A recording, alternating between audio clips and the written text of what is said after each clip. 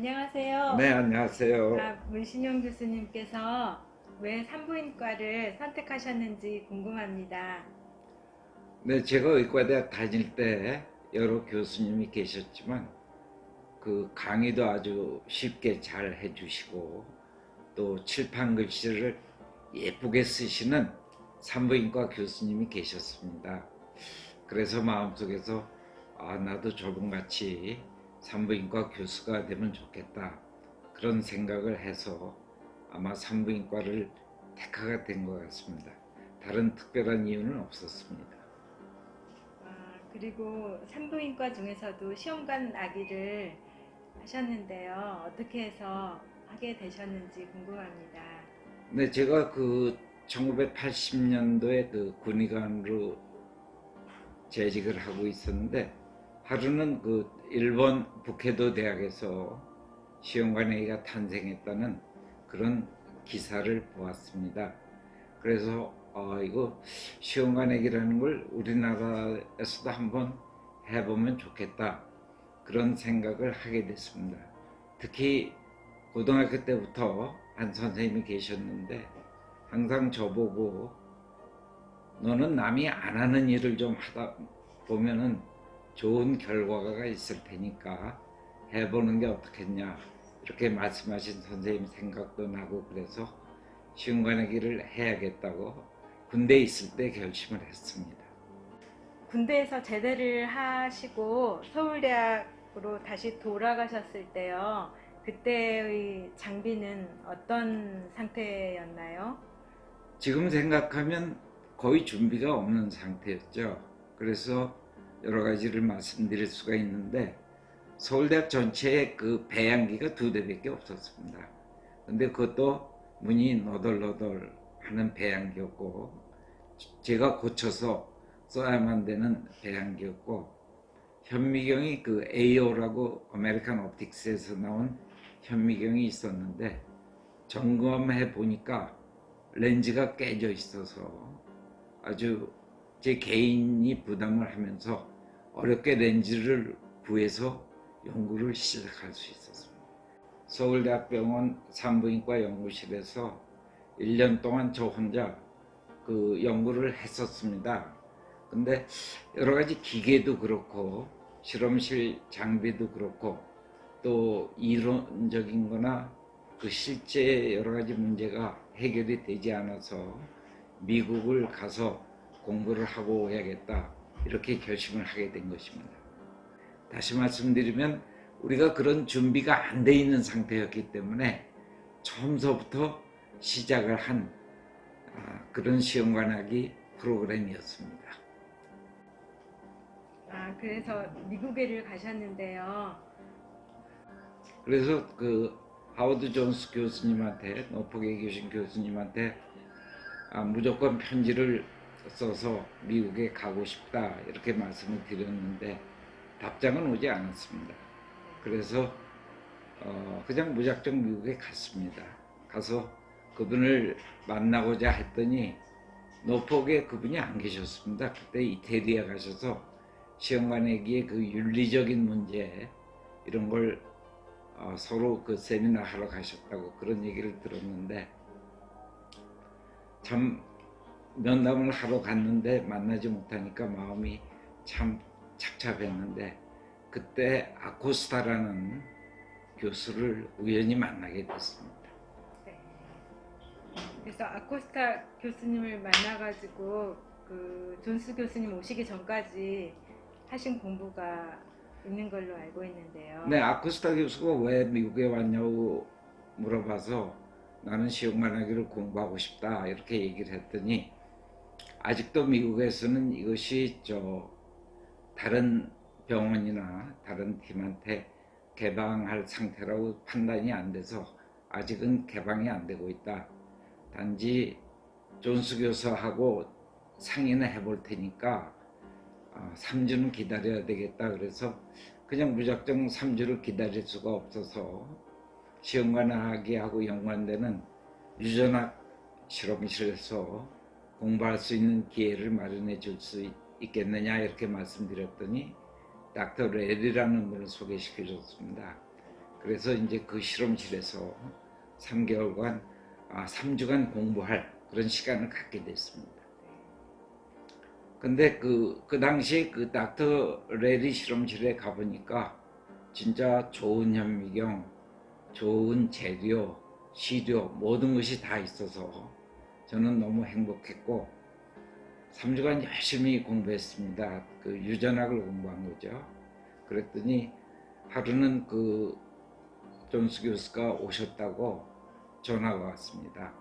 그래서 그 메디컬 타워에 가서 존스 교수를 만나니까 그 자리에 아코스타 교수도 있었고 그 두 분이 말씀을 하시면서 시험관하기를 왜 결심했느냐 뭐 여러 가지 질문을 하셔서 자세히 답변을 드렸더니 그러면 닥터 문이 우리 미국의 그 시험관하기 팀의 첫 번째 임상 전임의가 되는 거다 그러면서 허가를 해주셨습니다.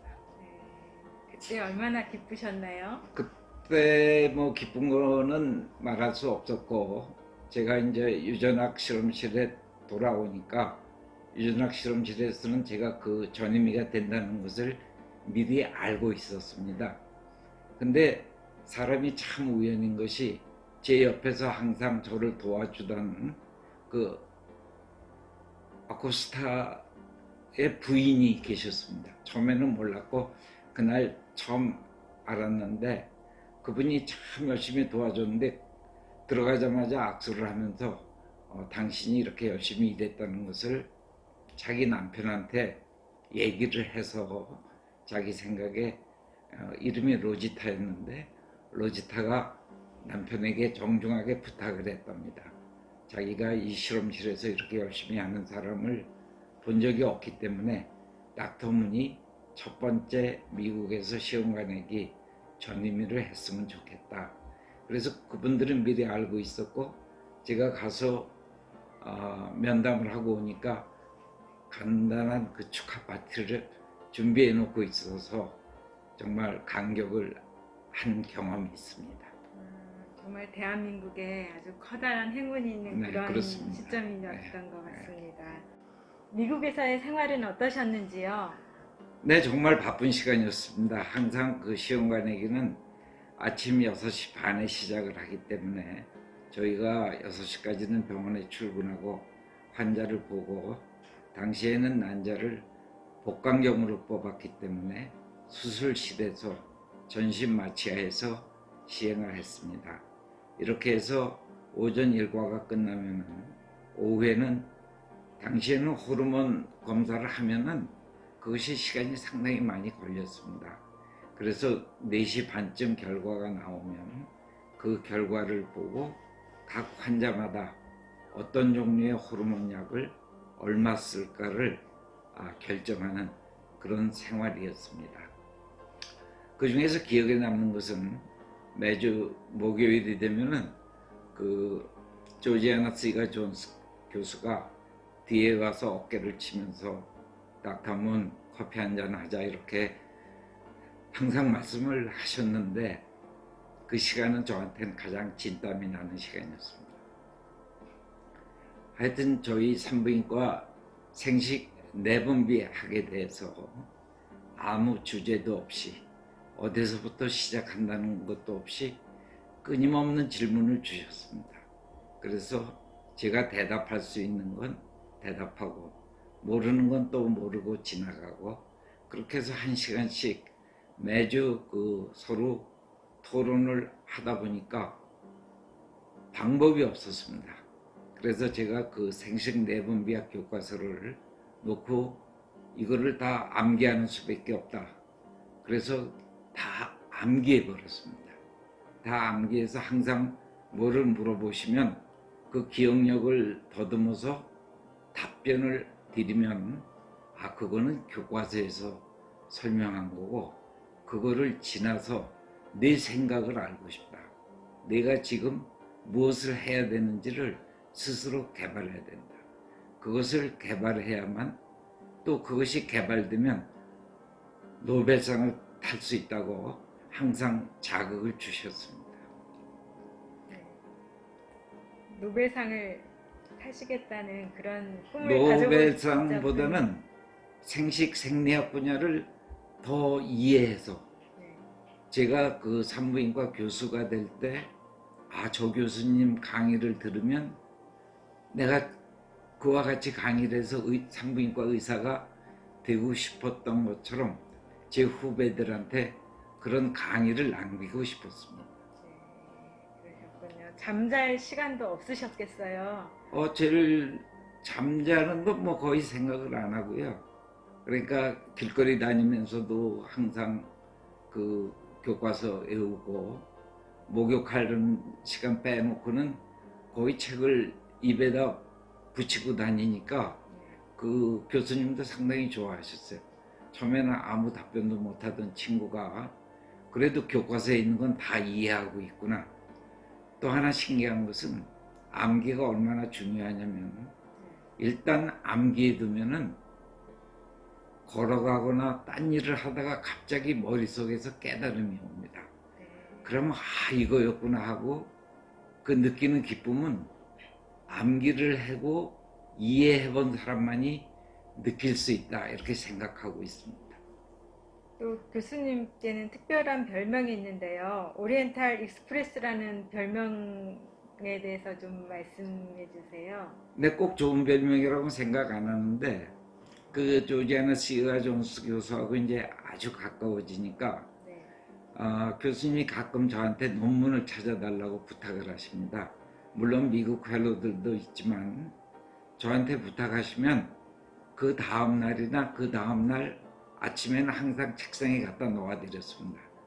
그렇게 할 수 있었던 것은 그 당시에는 그 컴퓨터도 뭐 제대로 없고 그래서 도서관에 가서 그 메디쿠스 인디쿠스라는 것을 찾으면 그 도서관 사서한테 그것을 부탁을 하면 미국 내 전역에 있는 도서관을 서칭을 해갖고 그것을 다시 복사해 줍니다. 그래서 그걸 하루나 이틀 만에 갖다 드렸더니 너무 좋아하시면서 저보고 다들 있는 데서 닥터문한테 부탁하면 이렇게 빨리 준비가 된다. 그래서 닥터문이야말로 오리엔탈 익스프레스라고 그러면서 꼭 하신 말이 있습니다. 꼭 빨리 해서 좋은 건 아니다.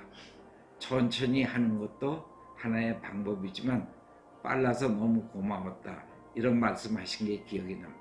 미국에서 공부를 하셔서 한국에 이제 시험관 아기에 관한 기술을 가지고 84년도에 네. 돌아오신 거잖아요. 네. 그리고 돌아오셔서 어떤 어려운 점은 무엇이었는지요? 당시 여건이 상당히 어려운 여건이었습니다. 그런 그 시험관 아기에 관한 기본적인 이러한 준비가 안 되어 있었는데 상당히 주위에서 서울대학교 의과대학 산부인과 학교실에서 많이 도와주셨습니다. 그렇게 하고 다행히 시험관에게는 뭐 저 혼자 하는 게 아니고 연구원도 중요한데 당시 저희 실험실에는 오성경 박사가 실험실 연구실장으로 재직하고 있었습니다. 그러나 처음 하는 일이라 서로 손발이 안 맞고 어려움이 많이 있었죠. 많이 있어서 처음에 한 20, 30케이스 하는데 계속 임신이 안 돼서 뭐가 잘못됐나? 또 이거 어떻게 개선해 보지? 그래서 제가 미국에 갑니다. 네. 미국에 다시 돌아가서 한 달 동안 이제 여기서 한 모든 자료를 갖고 가서 교수님하고도 이제 상의를 하는데 그때 2가지 약을 쓰고 있었습니다. 그런데 교수님이 그걸 보더니 사람이 항시 2가지를 하면 안 된다. 그래서 그 저한테 해주신 말씀이 바이올린하고 비올라를 동시에 키면 안 된다. 바이올린을 배우려면 바이올린만 배우고 비올라를 키려면 비올라만 키는 것이 가장 좋은 방법이라고 본인은 생각한다. 이런 말씀을 해주셨습니다. 그래서 한 달 동안 다시 처음부터 모든 것을 체크하고 돌아와서 다시 해서 첫 번째 시험관 아이가 임신하게 되고 다행히 또 그것이 쌍둥이로 임신하게 된 것입니다. 네, 그러면 대한민국에서 최초로 1985년 10월 12일에 쌍둥이가 태어났는데요. 그 과정을 말씀해 주십시오. 근데 그 뭐 시험관악이라는 것은 저희가 약을 써서 과배란 유도를 하고 난자가 성숙되면은 그 난자를 주사침으로 뽑아서 실험실에서 남편의 정자로 수정을 시킨 다음 배아가 되면 우리가 보통 실험실에서 2일 배양, 3일 배양, 5일 배양을 하는데 그 3일 배양이나 5일 배양된 배아를 자궁 안에 이식하면은 그것이 임신이 되면 저희가 초음파로 임신낭을 관찰하게 됩니다. 네. 그래서 임신낭을 관찰하고 이제 시험관아기가 성공했구나 하고선 저희가 기쁨을 누리게 되었던 것입니다. 시험관 아기가 태어났을 당시의 사회적 분위기가 궁금합니다. 네, 처음 시험관아기가 태어나서 그 신문지상에 발표되고 여러분들이 축하해주고 그랬지만 종교에서는 일부 반대하는 그룹이 있었습니다. 당시 로마 바티칸에서도 문제가 있었고 국내에서도 천주교 신부님들은 윤리적인 문제, 종교적인 이유로 상당히 반대를 하셔서 제가 공청회에 가서도 많이 이것이 왜 필요한지, 이것을 왜 해야 되는지를 설명을 드렸습니다. 그래서 신부님들은 또 종교적인 입장에서 말씀을 하셨어. 저로서는 또 의학적인 입장에 설명을 드렸지만 공청회는 항상 평행선을 긋고 나갔습니다. 그러나 기억에 남는 것을 말씀드린다면 이러한 공청회가 끝나고 사석에서 말씀을 드리는데 신부님이 또 안 된다고 그렇게 강하게 말씀을 하셨지만 제가 말씀드렸습니다. 신부님, 종교적으로 말씀하시는 건 상당히 고마운데 저로서는 꼭 해야 되겠습니다. 신부님은 모르는 척 해주시면 저희가 열심히 해서 이 분야를 새로운 의학으로 개척하겠습니다. 이렇게 말씀드렸더니 신부님이 한숨을 쉬시면서 나는 하지 말라는데 내 뜻을 어기고 한다면 할 수 없지요. 이렇게 말씀하셨던 신부님이 지금도 기억에 납니다. 그러면 종교는 무엇을 갖고 계시나요? 저는 뭐 기독교를 갖고 있습니다만은 이제는 카톨릭이나 또 예수교, 불교는 상당히 이거에 대해서는 그렇게 그 당시에도 반대하진 않으셨습니다. 또 기독교계도 그렇고 그렇지만 천주교는 지금도 입장은 시험관아기 즉 보조생식술은 하지 않는 게 좋겠다는 것이 천주교의 입장으로 이해하고 있습니다. 네, 그 당시에는 종교적이고 또 윤리적인 그런 논란이 있었음에도 불구하고 지금 현재는 11명 중에 1명이 시험관 아기나 인공수정으로 태어나고 있다고 합니다. 지금 사회적으로 생각하면은 사회적인 문제 중에 가장 큰 것은 결혼 연령이 늦어지고 있는 겁니다. 여성이 30대 후반, 40대 초반에 결혼을 하시기 때문에 우리가 정상적으로는 임신하기가 상당히 힘든 것입니다. 여성은 30대 초반부터 난소의 노화가 시작되고 37, 8세를 넘으면서 노화 현상은 급속하게 진행되는 것입니다. 그래서 임신이 어렵기 때문에 이러한 보조생식술 이외에는 임신을 유지할 수 없는 그런 경우가 많이 있습니다. 지금은 말씀하셨지만 태어난 아이 11명 중에 1명은 보조생식술로 태어나고 있습니다. 저희가 지금 해야 될 가장 중요한 것은 사회적인 합의하에 결혼 연령이 낮추어지는 것이 하나님의 최선의 치료 방법이 되겠습니다. 네, 오늘 말씀 감사합니다. 네, 수고하셨습니다. 네.